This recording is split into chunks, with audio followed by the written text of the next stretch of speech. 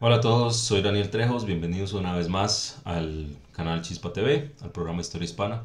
Hoy vamos a hablar de un tema muy polémico y muy ponzoñoso, no vamos a hacer reacciones. De hecho, les quería comentar, este canal va a dedicarse a un contenido un poco más sobrio, mientras que las reacciones a otros videos van a pasarse a mi canal personal, para que se los voy a dejar por acá en algún lado, para que vayan, se suscriban a mi canal. Ahí es donde vamos a hacer las reacciones a diferentes personajes, diferentes personalidades, historiadores, no historiadores, canales de YouTube, etcétera, donde pues vamos a polemizar un poco con el uso de algunos términos o la manipulación de la historia o interpretaciones de la misma.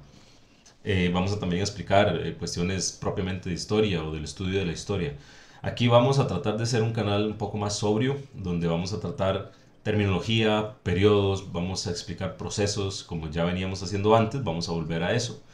Y las reacciones, que hicimos dos videos de reacción, vamos a pasarlas de canal. Entonces, pues si quieren ir a ver la lista de reproducción de Historia Hispana, que es el programa, pueden ir. Nosotros tenemos, si no me equivoco, son 5 o 6 programas. Todavía nos faltan algunos por grabar. Los hemos estado grabando entre yo, mi persona, historiador Daniel Trejos, Jimena Madrigal, también historiadora, y el historiador español Javier González Larrea. Vamos a retomar un poco esa línea y vamos a dejar pues las polémicas con otras personas un poco para mi canal personal. Entonces, pues es una noticia simplemente para que vayan y se suscriban. Ahí en estos días voy a estar subiendo otra polémica bastante eh, interesante.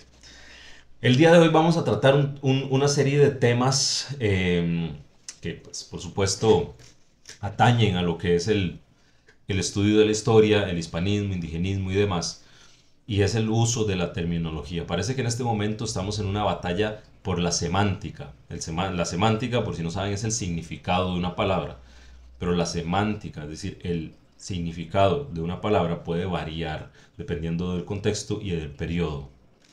No es lo mismo que la etimología lo que busca es el origen de la palabra. La semántica busca el significado. Y como les acabo de mencionar, una palabra puede significar varias cosas en diferentes momentos, ¿verdad? Eh, una de estas palabras es quizá la más controversial, que es el término colonia, ya que cuando nosotros hablamos de historia colonial, que es el término con el que usualmente se conoce el periodo entre el descubrimiento y la independencia de los territorios americanos del Imperio Español, aunque también se añaden ahí los territorios británicos y franceses, por ser los territorios americanos bajo administración europea en el mismo periodo. eh, Aunque estemos hablando de este periodo, a veces hay alguna gente que no le gusta usar el término colonial. Prefieren llamarlo historia moderna de América, ya que empata bastante bien con lo que es la historia moderna europea, y al estar ligada el mismo periodo histórico con los fenómenos europeos, pues a alguna gente le gusta llamarlo historia moderna, hay otra gente que le gusta llamarlo historia medieval, pero hay un consenso casi que en todos los países de América de llamarle a este periodo historia colonial.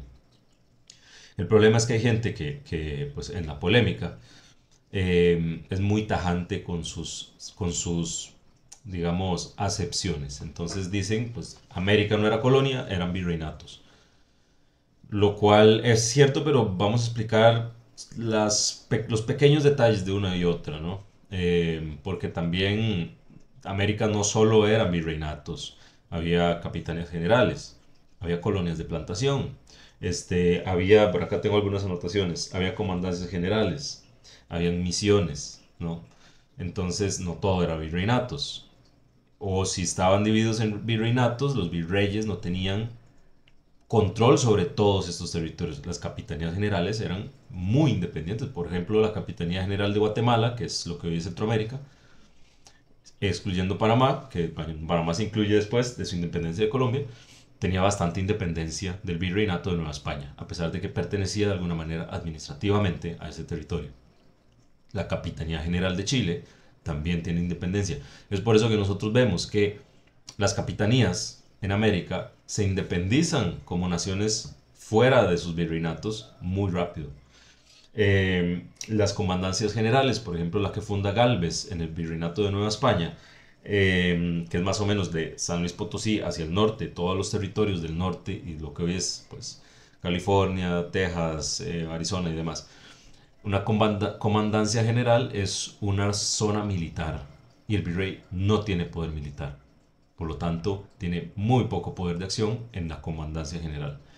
Entonces, como vemos, podemos decir, no eran colonias, eran virreinatos, pero luego vamos a tener que decir, bueno, también había no solo virreinatos, había esto y esto y esto, y bueno, algunos de estos se manejaban diferente, y además entre virreinatos se manejaba diferente. Es un poco complicado, ¿no? Cuando uno quiere utilizar los términos y tiene que hacer paréntesis y salvedades y ¿cómo se llama?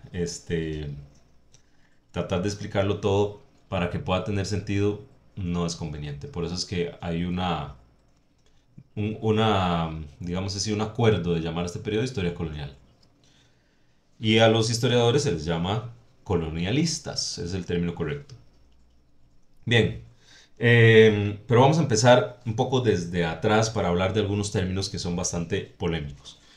¿Cuáles términos vamos a tratar? Vamos a tratar el término conquista, porque hay gente, sobre todo hispanistas, que también vamos a hacer una crítica al hispanismo, absolutamente necesaria.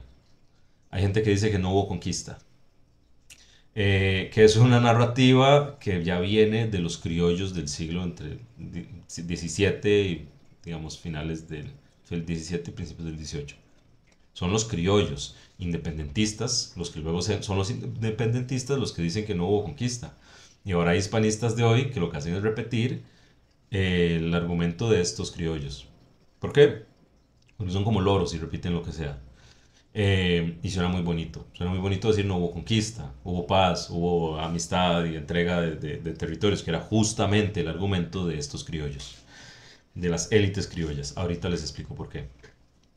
Otro de los, bueno, y también los indigenistas que dicen que tampoco no les gusta hablar de conquista, sino que les gusta, o descubrimiento, y les gusta hablar de invasión, guerra, genocidio, es un término que no se debe utilizar para este periodo, pero toda conquista conlleva, independientemente de la región o del imperio que lo haga, va a llevar violencia, va a llevar conquista militar, va a llevar conquista pacífica, va a llevar alianzas, va a llevar algún nivel de desarrollo, porque por ejemplo los británicos también fundan universidades, los holandeses también fundan universidades, los franceses poco menos, pero también tienen sus procesos, digamos, de replicación, porque hay gente que dice que la salvedad de España fue que construyó hospitales, escuelas y caminos, como si los demás no lo hubieran hecho. Yo creo que la diferencia es de escala, de la cantidad que hicieron, también por el dominio del territorio y por el tipo digamos, de colonia. Vamos a hablar de qué me refiero con colonia. Entonces lo que quiero es un poco aclarar estos términos que a la gente se le confunden mucho, y ahora especialmente que las redes sociales pues están llevando las discusiones del hispanismo y demás tan a la ligera y tan fácilmente accesibles. Hay un debate por la semántica, por los términos, que llega a ser enfermizo, porque hay gente que tal vez no tiene el estudio sobre el tema y lo que son propagandistas, escritores de bestseller o youtubers, o gente simplemente que comenta, aficionados. Entonces pues vamos a empezar con estos términos, luego vamos a pasar al término Latinoamérica y pues vamos a tratar de explicar pues las principales polémicas en estos términos. Bien, iniciamos entonces. Conquista. Para los indigenistas sí hubo conquista y para los hispanistas sí hubo conquista. La conquista, independientemente de haya habido pocos españoles y muchos indígenas, y que pues estudiosos como León Portilla, que es el que dice la frase famosa de América la conquistaron los indígenas y la independencia la hicieron los españoles, que hay gente que odia de alguna manera a León Portilla, pero le encanta usar sus frases. Es una frase bastante cierta, pero que en el fondo pues esconde también lo que significa la conquista. La conquista es el proceso mediante el cual, con violencia, con guerra, con sometimiento, con alianzas y con ayuda de las élites locales, se somete un territorio a la autoridad de otro, ¿no? Se somete el imperio azteca a la autoridad del reino de Castilla. se somete el Imperio Inca a la autoridad de el Reino de Castilla y todos los territorios con sus pobladores y con sus estructuras administrativas son sometidos a la corona de Castilla y luego se replican las instituciones castellanas a estos territorios. Eso es una conquista. Hay gente que le gusta negar la violencia de la conquista, por lo tanto no le gusta hablar de conquista, le gusta hablar de alianzas y, digamos, términos más edulcorados. Y hay gente a la que no le gusta la palabra conquista porque muy poéticamente relacionan algunos hispanistas conquista de territorio con la conquista, por ejemplo, que la otra vez lo escuché en una conferencia y me pareció ridículo. Cuando un hombre conquista a una mujer, que le coquetea y que se le acerca y le da regalos y demás, y hay hispanistas que hacen la relación de esos dos términos, que pueden ser dos cosas totalmente diferentes y que simplemente usan la misma palabra. Y hay hispanistas que utilizan esa conquista como verdad, como que España coqueteó con América y la conquistó. Entonces salen los indigenistas a replicar, no, fue invasión, fue saqueo, fue genocidio, fue etcétera. Lo cierto es que la conquista de América es un proceso muy heterogéneo, de un periodo muy largo, que nosotros más o menos vamos a abarcar, depende del historiador, pero las divisiones van a ser desde el descubrimiento. Luego podemos hablar también de por qué se le puede llamar descubrimiento. El ejemplo más fácil es que Isaac Newton descubre la ley de la gravedad. La gravedad no es que no existía antes de Newton, pero Newton describe esta fuerza y pues se le atribuye el descubrimiento a Newton. Entonces, más o menos así es como se define el descubrimiento de América. Es decir, llegan los europeos, los españoles, encuentran un nuevo territorio y luego van y lo comunican al resto del mundo. Eso es un descubrimiento, ¿no? No fueron los indígenas los que comunicaron al resto del mundo que América existía. A pesar de que ya vivían aquí, se llama descubrimiento, ¿no? Entonces, lo ubicamos desde el descubrimiento de América por Cristóbal Colón hasta más o menos 1570, aunque autores como Rubial García dicen que realmente la conquista se extiende por más de 300 años. Por ejemplo, en el caso de algunas regiones de Centroamérica, Costa Rica específicamente, donde soy yo, todavía para la independencia, y más casi llegando al siglo XX, existía un reino indígena reconocido por el Estado, el reino de Talamanca, cuyo último rey, Antonio Saldaña, al fallecer, pues el Estado empieza como una conquista del territorio y luego esa conquista se extiende también a una centralización del Estado después de la guerra de 1848, donde José Figueres Ferrer extiende el dominio no solo del Estado administrativamente, sino también institucionalmente a todo el territorio nacional. Entonces nosotros lo que podemos ver es que la conquista de los territorios es un tema bastante complejo, pero lo vamos a ubicar, digamos, grosso modo, donde ya se conquistan por lo menos los centros imperiales más fuertes, el imperio inca, el imperio mexica o azteca se puede usar también, lo que pasa es que a mucha gente no le gusta porque azteca es un pueblo ficticio, ficticio entre comillas, digamos. Realmente no se sabe, pero los mexicas dicen que ellos vienen de la zona llamada Aztlán y por lo tanto son aztecas. Bueno, el Imperio Mexica, las regiones mayas y algunos territorios, por ejemplo, ya más de influencia chipcha, como van a ser la Gran Colombia y demás. Entonces ya podemos hablar de que para 1570 por lo menos ya se incursionó en la mayoría de los territorios. Costa Rica se empieza a conquistar en 1560 aproximadamente por Juan Vázquez de Coronado, que es, digamos, uno de los adelantados y creo que es el primer gobernador. Eh, y ya estamos hablando de que en Panamá el primer asentamiento se funda, si no me equivoco, en 1509 o 1510, sí, 1509. Si no me equivoco, igual voy a poner aquí la fecha en caso de que me esté equivocando. Y Costa Rica hasta 1560 y están a la par. Entonces vemos que es un proceso complejo, un proceso que lleva mucho tiempo, porque hay que adentrarse en territorios bastante inexpugnables. Entonces no podemos hablar como de que la conquista termina radicalmente en cierta fecha. Pero sí quería como decir, si hubo conquista y la conquista es un proceso. Es un proceso muy largo. El norte de México, todavía en el periodo después de la Revolución Mexicana, hay procesos donde se llega a, pues, entablar conflicto con las poblaciones indígenas porque no se ha terminado de conquistar. Dice Ruiz García, la conquista se extiende hasta más de 300 años. La conquista del desierto, por ejemplo, en Argentina, también en el periodo ya republicano, donde pues se avanza hacia las regiones más inhóspitas del interior y de una manera muy genocida se asesina a las poblaciones locales, se contratan escuadrones de cacería de indígenas. Porque por ahí, y voy a responder a ese video también, Santiago Armesilla hizo un video del genocidio indígena de Estados Unidos, pero como ya hemos dicho antes, él dice lo que le conviene. Por supuesto, él omite decir que en todas las repúblicas americanas hubo genocidio indígena. Pero bueno, eso lo vamos a dejar para otro video. Entonces, espero que haya quedado claro. Este era el primer término que quería aclarar. Sí se puede hablar de conquista y hay que entender que la conquista no es lo mismo en el norte, en el centro, en el sur, en el Caribe. Hay conquistas muy tempranas, conquistas muy tardías, conquistas muy violentas, conquistas muy pacíficas y todo en el medio.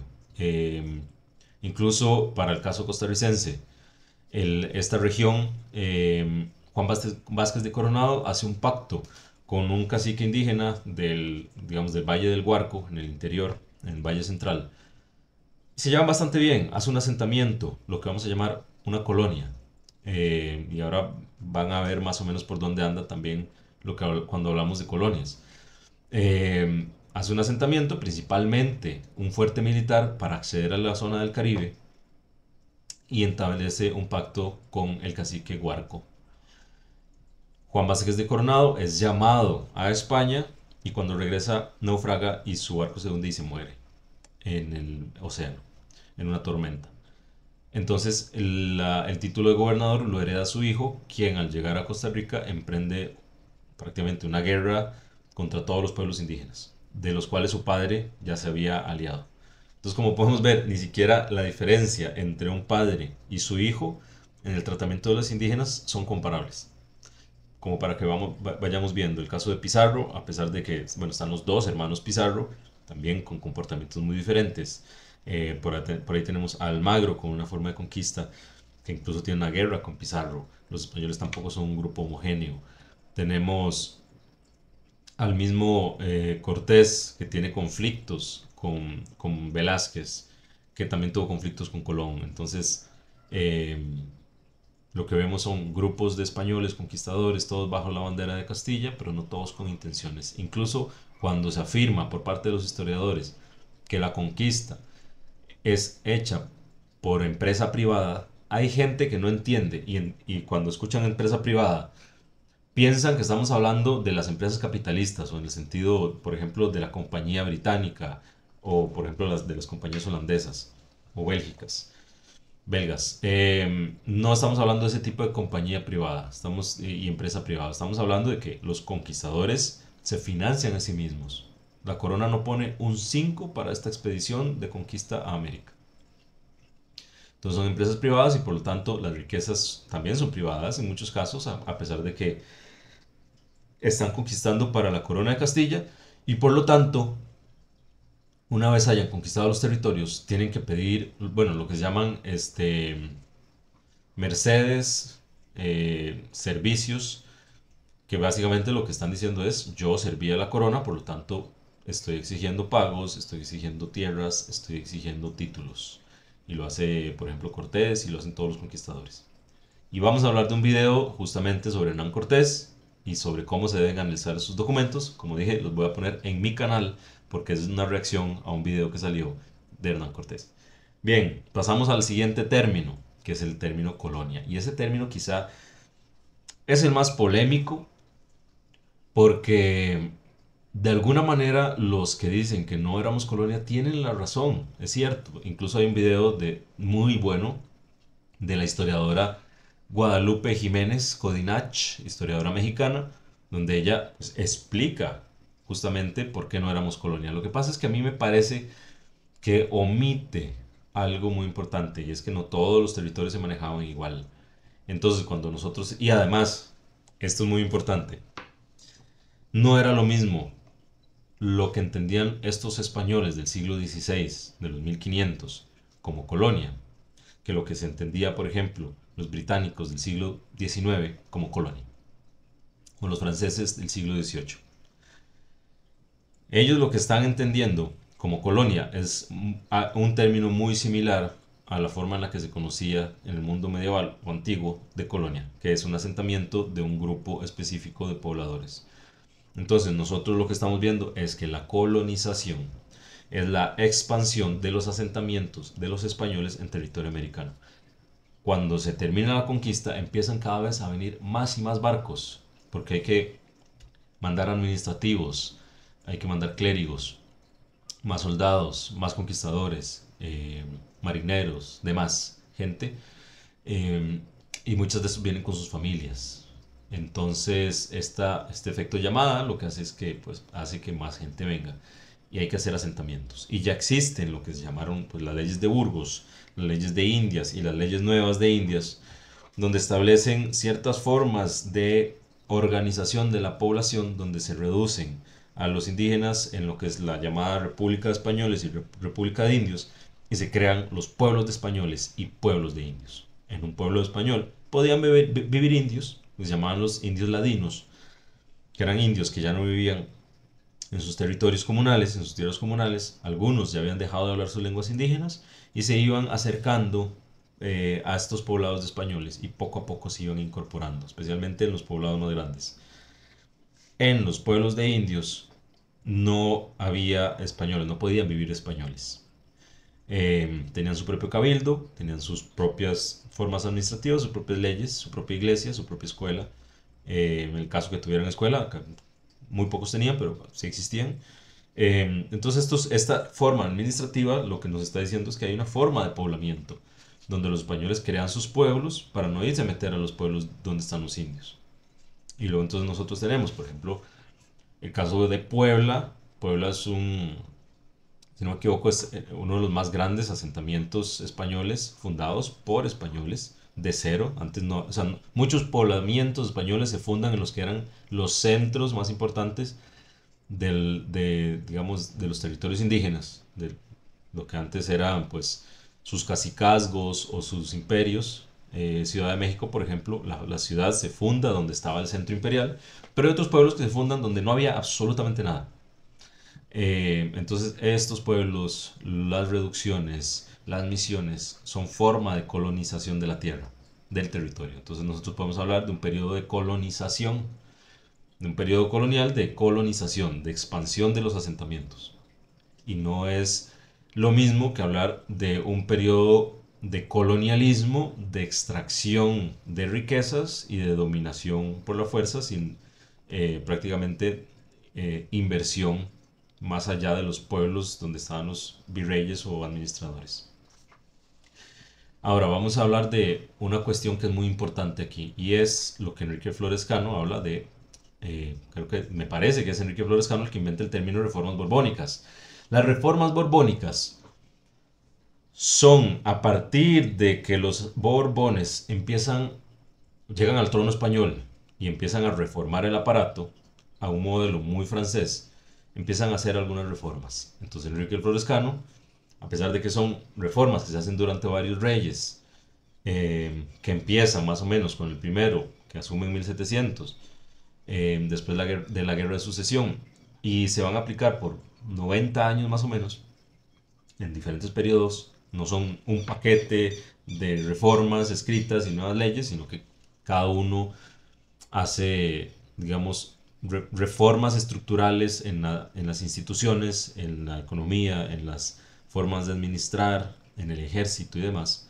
Entonces, pues Enrique Flores Cano dice que este modelo francés, que viene incorporando lo que se llama el despotismo ilustrado del Rey Sol, que también está buscando una forma de centralización y además que los franceses tenían una particular institución que se llamaba los intendentes, que eran personas nacidas en Francia que se mandaban a las colonias prácticamente para ser los ojos y oídos del rey, pues lo aplican los Borbones, la casa francesa Borbón lo aplican al trono español y empiezan una serie de reformas, que vamos a hacer un video sobre las reformas borbónicas, que empiezan, según Florescano, a tratar de convertir los territorios españoles de América en colonias. Y en algunos lo logran, algunos territorios son colonias a toda regla, indistinguibles de una colonia francesa o británica, especialmente lo que nosotros conocemos como las colonias de plantación. ¿Cuáles? Santo Domingo, lo que es República Dominicana, Puerto Rico, Cuba, aunque Cuba en menor grado, después de que se abole la esclavitud y se elimina el comercio transatlántico de esclavos, Cuba se convierte en una de las mayores colonias de plantación. Tenemos colonias de plantación en Venezuela, también tenemos en Colombia, ¿verdad? Y en las regiones de la costa caribe de Centroamérica. ¿Y qué es una colonia de plantación? Básicamente es una región dedicada a un monocultivo, ya sea tabaco, caña de azúcar, especialmente en las islas, eh, o pues otro tipo de productos. Entonces se dedicaban en única y exclusivamente a la producción de un producto, grandes extensiones de terreno para un producto con mano de obra esclava, principalmente no, mano de obra esclava africana. Los indígenas no se podían esclavizar. Y de hecho hay una cosa muy interesante, que hay gente que dice que los matrimonios y el mestizaje en América era algo muy común. Es cierto, era muy común. Pero también había leyes que prohibían ciertos tipos de mestizaje. Había leyes que les prohibían a los indígenas casarse con negros. ¿Por qué? Porque los hijos de un esclavo eran esclavos, nacían como esclavos. Mientras que los hijos de un indígena, como los indígenas no pueden ser esclavizados, los hijos de un indígena no pueden ser esclavizados. Entonces, al casarse un indígena con un negro y tener hijos, esos hijos son hijos de un indígena, por lo tanto no pueden ser esclavizados a pesar de que también son hijos de un esclavo, son libres. Entonces se les prohibía de alguna manera para cuidar digamos, la descendencia de los esclavos. No estamos, con esto, bueno, después podemos aclarar un poco más cómo se manejaba la esclavitud en el Imperio Español, que era pues de alguna manera diferente a la esclavitud de los franceses y diferente también a su vez de los británicos. Pero sí, había colonias de plantación y eran colonias donde las poblaciones esclavas tenían una esperanza de vida de alrededor de 7 años. Es decir, era un uso extensivo de mano de obra esclava. En el Brasil también había muchísima colonia de plantación. De hecho, Brasil es uno de los países que más importan esclavos. El Imperio Portugués y luego Brasil. Y abole la esclavitud bastante tardíamente. Entonces, como podemos ver, también hay formas de colonia, ya ahora sí hablando de la forma en la que nosotros, de una forma más moderna, conocemos el término colonia, con el colonialismo, con explotación, con extracción de recursos sin replicar prácticamente nada. En Puerto Rico había regiones donde eran las zonas de plantación y luego estaban las ciudades donde vivían los españoles. La capital es un claro ejemplo de donde vivían los españoles, pero también hay zonas, principalmente más cercanas a las zonas más fértiles, donde ahí no había inversión de nada porque lo que había era población esclava.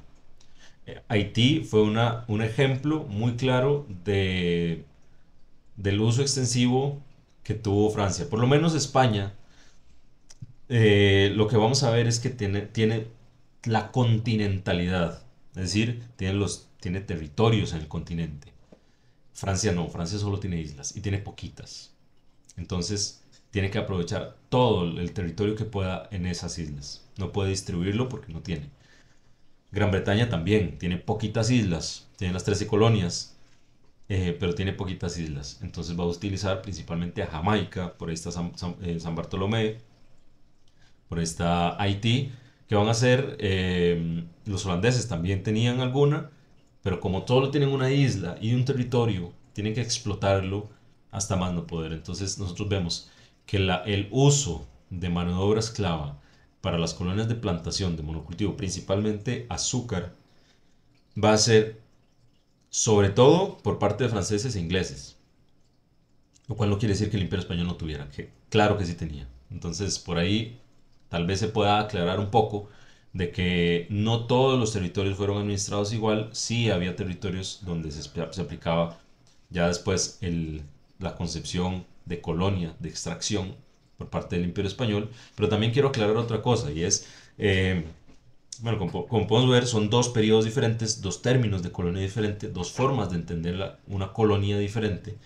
pero también quería hablar del tema de los virreinatos y era cuando la gente afirma no éramos colonias, éramos virreinatos. Es muy extraño porque una cosa es la institucionalidad, donde se establece en el papel, y otra cosa es la forma coloquial. Hay diccionarios, hay documentos donde los españoles hablan de las colonias. Los mismos españoles del periodo hablan de las colonias. Voy a buscarlo, si lo encuentro, es un documento que me ha costado mucho encontrarlo, otras veces que siempre se me pasa perdiendo, lo vuelvo a encontrar, lo dejo guardado y luego se me olvida dónde. Voy a dejarlo por ahí donde hablan de las colonias, pero no es el término administrativo, es el término coloquial con el que se les conoce. Ahora quiero hablar de los virreinatos, porque también hay una confusión cuando la gente entiende qué es un virreinato. Para ellos, un virreinato es como un reino adscrito a la corona, pero los virreinatos no son iguales entre todos.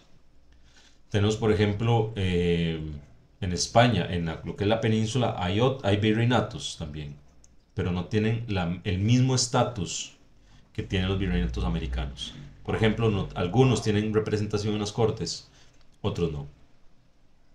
Cataluña, bueno, Aragón, por supuesto, y los principados, muchos tenían representación en las cortes, Navarra tenía representación en las cortes, pero el caso, por ejemplo, de Nueva España no tenía representación en las cortes. Las dos Sicilias tampoco tenían representación en las cortes. ¿A qué se debe esto? Porque había una práctica, una tradición. Recordemos que este periodo se lleva mucho por tradiciones, por lo que se ha hecho anteriormente. Y había una tradición donde los territorios conquistados por guerra no tenían representación en las cortes, mientras que los que se habían unido a la corona voluntariamente sí tenían representación en las cortes.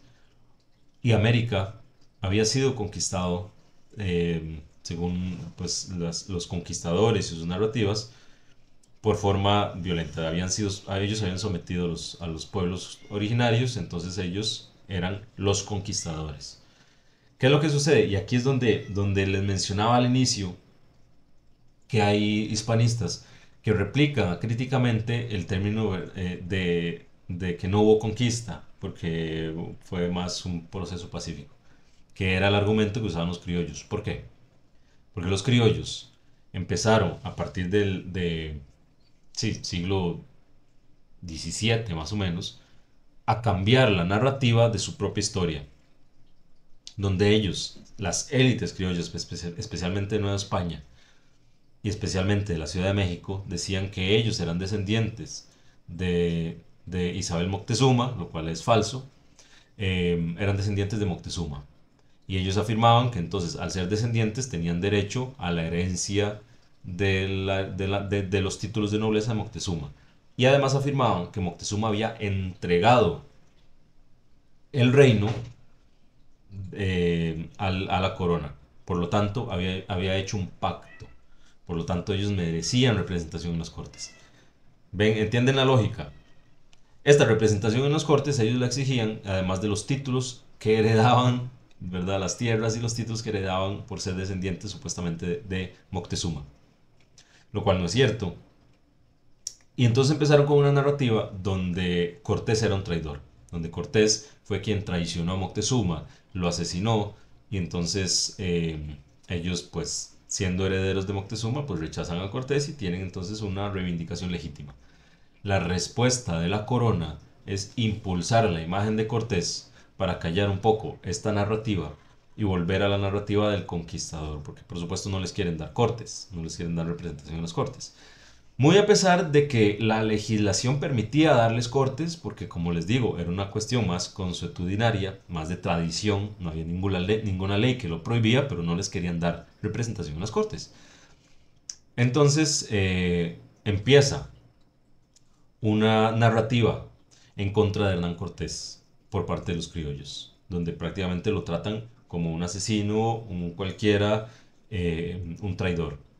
Y ahí es donde mucha gente se confunde cuando hablan de la leyenda negra, creen que la leyenda negra que se repite en Europa es lo misma que se repite en América cuando vienen de objetivos diferentes, vienen de lugares diferentes y de poblaciones diferentes. En Europa es principalmente por la presencia española en Flandes o en los Países Bajos, donde quieren provocar una guerra civil, la cual estalla finalmente, y quieren en la propaganda hacer que la población se ponga de lado, por ejemplo, de la Casa de Orange, o, ¿verdad? del bando anti-hispánico, y ver si pueden llamar más gente para estallar la guerra más, de una forma más extensa y poder echar a los españoles. En América, esta leyenda negra, por ejemplo, contra Cortés y contra los conquistadores, viene de otro tipo de narrativa y de otros intereses. Es muy criolla, valga la redundancia, ¿no? Los criollos crean una leyenda criolla en contra de España porque la corona está impulsando una narrativa que no les conviene. Entonces, bueno, por ahí es lo que quería explicar sobre el tema digamos, de esta narrativa y justamente las diferencias de los virreinatos. ¿Ves? Como podemos ver, hay diferentes tipos de virreinatos. También hay capitanías generales, como les decía al inicio, que también tienen cierta autonomía del virreinato.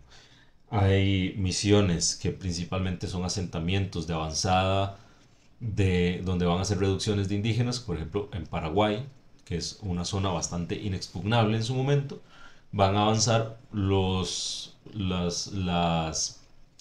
frailes, ya sea franciscanos o jesuitas, dominicos puede ser, pero los que principalmente avanzaron fueron los jesuitas, eh, en lo que es el norte de México hoy y el sur de los Estados Unidos, es decir, ese territorio del norte de la Nueva España, también hubo misiones. eh, entonces era una forma administrativa diferente, principalmente llevada por la iglesia. Y luego tenemos las comandancias generales, que eran regiones donde había mucha presencia militar y donde el virrey, al no tener control militar, que eso es una de las más importantes eh, atribuciones que se reserva a la corona, para evitar justamente que los virreyes puedan levantarse al tener control del ejército, bueno, de las milicias, pues no lo tienen. Entonces cuando se declara una región militarizada o digamos de administración militar, se le llama comandancia general y el virrey tiene muy poco que decir en las comandancias generales. Por eso nosotros vemos que en estos territorios que después Estados Unidos le quita a México, eh, hay una fuerte presencia de misiones, una fuerte presencia de milicias, pero muy poca real institucionalidad. Y eso es uno de los factores que contribuyen a que caigan muy rápido estas regiones en manos de Estados Unidos. Tras de eso, pues como le mencionaba en uno de los otros videos, México venía de las guerras, primero de ser saqueado con impuestos porque la corona necesitaba financiar guerras muy costosas y le había impuesto muchos, valga la redundancia, impuestos a Nueva España. Luego las guerras de independencia, pues dejan más vacías las arcas. Y luego tenemos la primera invasión francesa que obliga a México a pagar unas deudas gigantes. Y luego viene la invasión de Estados Unidos y luego posteriormente otra invasión francesa, por la cuestión de Maximiliano y etcétera. Eh, entonces vemos que tenían no solo dos condiciones en contra. Primero, que las arcas estaban vacías. Y segundo, que estos territorios no tenían una institucionalidad construida tan fuerte como si estaba, por ejemplo, en las zonas más del centro. Y era justamente por estas características. Entonces, cuando nosotros hablemos de los virreinatos y cuando escuchemos la frase de no eran colonias, eran virreinatos, no olvidemos hacer las salvedades de cuándo estamos hablando, de qué tipo de administración, si Habsburgo o Borbón, de las diferencias entre uno y otro virreinato, de entre los virreinatos o los reinos de la península ibérica y los virreinatos de América, que además una de las reformas borbónicas más importantes es que pasa de dos, del virreinato de Nueva España al del Perú, a cuatro. Nueva España, Perú, Nueva Granada y Río de la Plata, con la Capitanía General de Chile, la Capitanía General de Guatemala, etcétera.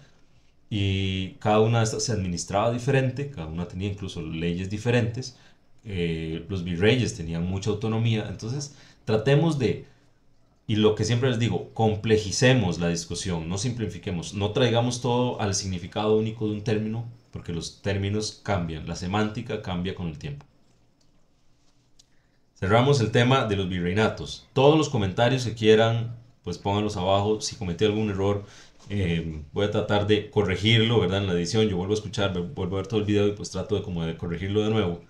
Y poner aquí si dije algún dato mal, lo pongo ahí, pero se me puede pasar. Entonces ustedes corrigen los comentarios, no tengo ningún problema con que me corrijan. Mi ego está perfecto. Hay gente a la que se ofende cuando los corrigen y busca excusas y es verdad. Ponen las pirámides de Teotihuacán como imagen cuando hablan del Templo Mayor, aún habiendo estado en México y habiendo visitado supuestamente el Templo Mayor, pero bueno, si yo cometo un error, yo acepto también las críticas y las correcciones. Y vamos a pasar al otro término que me parece que es de batalla semántica, que es el término Latinoamérica. Y me parece que estos son los tres términos que más polémica generan en el debate de la hispanidad. Eh, Latinoamérica, si bien es cierto, es un término creado o acuñado, por lo menos hasta donde se puede rastrear como la primera vez que se utiliza, por el francés François Chevalier, el cual luego Napoleón utiliza el término para imponer, digamos, una narrativa donde Francia tiene también algunas reclamaciones en América, e incluso esto lleva también, por ejemplo, a dos invasiones a México. Eh, si bien es cierto, pues algunos de los independentistas adoptan este término, realmente ese término no pega en este periodo, no pega. Y entonces alguna gente que dice, no hay que decir Latinoamérica porque es un término imperialista francés, pregúntale a la gente en la calle, ¿qué entienden por Latinoamérica? Y para muchos es indistinguible de Hispanoamérica, o de Iberoamérica, o de la Iberosfera, o usted les puede explicar los términos y la gente le va a dar igual, va a seguir utilizando Latinoamérica.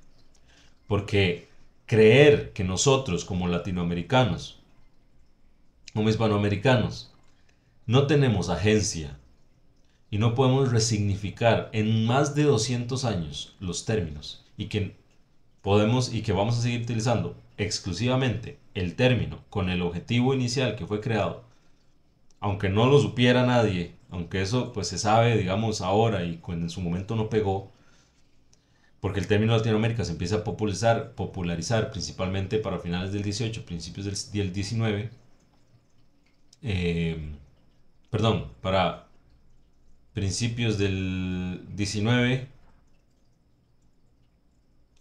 Voy a buscar eso. Eh, Porque hasta donde he buscado, sí, finales del 18, no. Tiene que ser para más bien para mediados del 19, donde empiezan ya teóricos latinoamericanos a utilizar el término Latinoamérica, principalmente en contra de la influencia de los Estados Unidos. Ya Estados Unidos está en expansión, ya Estados Unidos está metiéndose en esta región, ya tiene la doctrina Monroe, entonces se reivindica el término Latinoamérica en contra y en oposición a la doctrina Monroe. Entonces voy a buscar más o menos dónde estos términos empiezan como a popularizarse, pero es bastante posterior a donde Chevalier lo utiliza o Napoleón lo utiliza. Principalmente por parte de sudamericanos. Hay un chileno y hay un colombiano que lo utilizan bastante. Y le dan otro significado, un significado más antiimperialista, más anti-anglo. Entonces, como podemos ver, pues las palabras se pueden resignificar. Y nosotros ni siquiera utilizamos el término Latinoamérica con ese sentido. O sea, ya pasaron 150 años y ahora tenemos otro significado. Entonces, estar peleando en los comentarios cuando alguien dice Latinoamérica y estarle diciendo cosas porque no nos gusta que use ese término es estúpido. Esa batalla semántica ya parece los progres, que andan peleando por si la palabra le ponen el artículo le o la o el o lo. Es lo mismo. Estamos peleando por semántica, estamos peleando porque de una forma idealista creemos que el significado de una palabra va a alterar la realidad. No, nosotros podríamos perfectamente impulsar el término Latinoamérica como término de punta de lanza de una insubordinación ideológica y funcionaría perfectamente. Podríamos resignificarlo en vez de dejar de usarlo. No, las palabras no crean realidades. Lo siento mucho, eso es idealismo. Eso es idealismo. Entonces, así como se critica el término Abya Yala por no tener ningún significado y se pelean por la semántica de la palabra y por el origen y demás, y les tiran a ellos, así también se ven cuando andan peleando por impulsar el término iberósfera ¿verdad? Es lo mismo, es creer que sustituir un término por otro, porque los indigenistas sustituyen Latinoamérica por Abya Yala y los otros sustituyen Latinoamérica por Iberósfera, y creer que eso va a tener algún significado real en la conciencia de la gente cuando la gente entiende Latinoamérica por Hispanoamérica más Brasil y póngale ahí las Antillas y súmele Haití. Nadie incluye a Canadá, nadie incluye a Francia. Lo siento mucho. Eso me parece ridículo, absolutamente innecesario, luchar por el significado de las palabras. Que si se dice colonia, el no entender de dónde viene y que se puede utilizar en diferentes contextos y que no necesariamente significa lo mismo. Pero luego también querer que... Es la misma lógica, vamos a ver si me explico. Creen que colonia significa una sola cosa y que Latinoamérica significa una sola cosa. O sea, que creen que no ha variado en el tiempo. No, sí se puede utilizar colonia para un periodo y para otro y significan cosas diferentes y explican fenómenos diferentes. No es lo mismo la colonia americana del siglo XVI que la colonia británica africana del siglo XIX, como tampoco es la Latinoamérica que crea Chevalier en el término como Latinoamérica que utilizamos hoy. Tratemos de nuevo de complejizar los términos. Eso es lo único que quiero. Eh, y con esto pues voy a avanzar ya al cierre, que es la crítica justamente al hispanismo y a la vez al indigenismo, porque al final son dos caras de la misma moneda. Son, son de alguna manera una especie de conservadorismo posmoderno, de performativo, y el otro es un progresismo performativo. ¿Qué quiere ese performativo? Que realmente no son conservadores, que realmente no son progres, sino que lo que están es simplemente llevando un discurso para que los vean, para llamar gente. Quieren de alguna manera entre hispanistas juntarse y juntan, lo mismo juntan a un anticomunista, que un supuestamente socialista, que un franquista, que un falangista, que no sé, que un peronista. Y les da igual, porque al final todos van a coincidir performativamente en concepciones conservadoras de cómo ver ciertos periodos, eh, juzgando con los ojos de hoy sociedades antiguas, pero únicamente lo están haciendo en oposición a otros grupos. Y estos grupos hacen lo mismo del otro lado. Nadie se preocupa por realmente tener una construcción del discurso, una construcción del conocimiento, una aproximación a la realidad. Lo único que quieren es llevar adelante una narrativa que les convenga, tengan que mentir o no, y eso lo he escuchado muchísimo. Gente que dice, no me interesa que no sea historiador, la historia no existe, la historia es política, y si tengo que mentir, miento. Pero ¿qué pasa cuando no tiene que mentir? Miente también, porque eso es lo que están haciendo. Quieren derribar la leyenda negra, que se puede perfectamente derribar con argumentos, y hay demasiados argumentos, pero se dedican a mentir. Y no solo se dedican a mentir, sino que cuando los encuentran en la mentira, se salen por la tangente y buscan ver cómo hacen para justificar su mentira. Y eso es lamentable. Y el hispanismo, que más bien en algunos círculos se ha convertido en un españolismo, donde tratan de impulsar la narrativa dominante del nacionalismo español construido en el periodo franquista, y aunque no lo note, llevan ese discurso, al final lo que están haciendo es tratando de hacer ese conservadurismo performativo para aliarse de otros hispanistas que vienen de círculos conservadores. Y algo que les digo es que a los marxistas, que se supone, ¿verdad?, que algunos de esos grupos son marxistas, o por lo menos dicen serlo, un marxista no es de ninguna manera conservador, porque no quiere conservar el estado actual de las cosas. No puede ser conservador. Cada cosa tendrá su lugar en una sociedad futura, la cual no conocemos, y tendrá que llevarse de mano con el pueblo, con la sociedad, pero simplemente a priori rechazar ciertas posturas porque quiero acercarme a ciertos grupos, eso se llama una performance. Eso es performativo y es bastante lamentable. Otra cosa que tienen es que son lo que Sigmund Bauman llamaba la mentalidad líquida. Un día están defendiendo una posición, luego defienden otra. Y eso me parece muy interesante porque uno de los últimos videos de Santiago Armesilla, eh, que es el de Hernán Cortés, sale después de mi crítica a Armesilla. Justamente, de hecho, sale el video que yo critico. Y él había dicho en ese video que yo critico que iba a hacer una crítica a Hernán Cortés. Sale como a los 4 días y es otro discurso totalmente. Mucho más sereno, mucho más de entre comillas objetivo. También llama pues a reivindicar la herencia indígena después de decirles nazis y decirles genocidas y decirles asquerosos. Bueno, no les dice asquerosos. Pero, o sea, utiliza muchos términos, en este momento no me acuerdo exactamente cuáles, que son los que utiliza Marcelo Gullo. Eh, Imperialismo antropófago y bueno, todo tipo de calificativos y después llama a... Y primero que también Marcelo Gullo dice que no se puede reivindicar absolutamente nada de estas sociedades y luego que Armesilla lo había repetido también, pues en el otro video pues dice que también podemos ser herederos perfectamente de estas sociedades. Entonces a lo que voy es que es una mentalidad líquida, es acomodarse al discurso. Si 14.000 personas vieron mi video y a él le llegó ese video y tuvo que haberlo visto y tuvo que haberle llovido, pues por supuesto él se vuelve a acomodar porque está viendo que hay un discurso que ya no está funcionando, entonces vamos por otro lado. Eso se llama el pensamiento líquido, la mentalidad líquida, acomodarse, oscilar entre una cosa y otra. Y eso me lleva a otra crítica y es justamente la relativización que hacen alguna gente.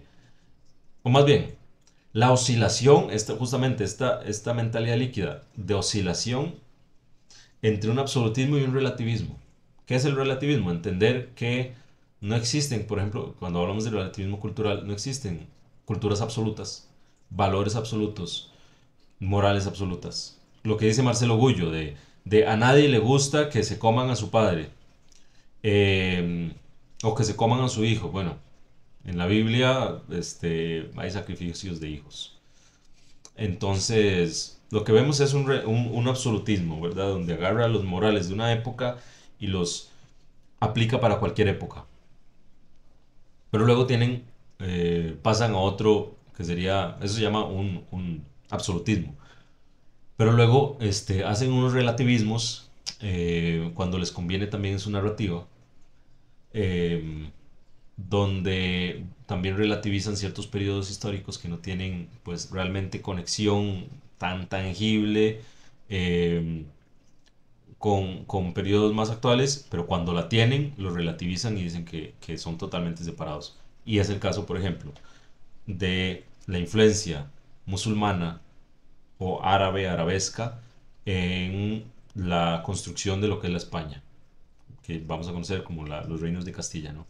Eh, por ejemplo, Alfonso X el Sabio, quien manda a traducir la cantidad de textos que tienen las bibliotecas árabes conforme va conquistando territorios, le da un impulso al castellano como no había tenido nunca, se convierte en una lengua culta, entonces de alguna manera indirectamente, gracias a las bibliotecas de los musulmanes que estaban en la península, el castellano se convierte en una lengua franca y culta y se puede extender también como lengua de la corte y demás.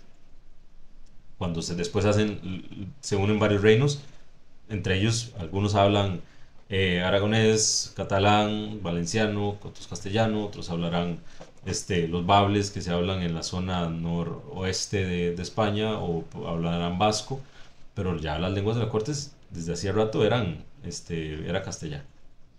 Entonces, y además de que hay muchísima influencia arquitectónica y demás, pero para ellos es relativo, son momentos completamente desconectados y ahí sí se puede relativizar las cuestiones culturales y, digamos, esquemas morales, pero luego para otros periodos es absoluto. Se juzgan con lo moral de hoy. Entonces, esa oscilación entre uno y otro, oscilación entre el materialismo y el idealismo, lo he visto demasiado según convenga la narrativa en el hispanismo y en el indigenismo. Los dos son igualmente posmodernos, los dos están carcomidos hasta la médula de este idealismo y los dos están condenados al basurero de la historia si no corrigen sus arbitrariedades, sus narrativas y sus formas de acomodarse a la narrativa que les convenga más. Entonces, mi llamado ya para cerrar, ya llevo casi la hora. Tengamos cuidado con los términos, utilicémoslos con rigor. Tengamos cuidado con los youtubers e influencers, con los escritores de bestseller.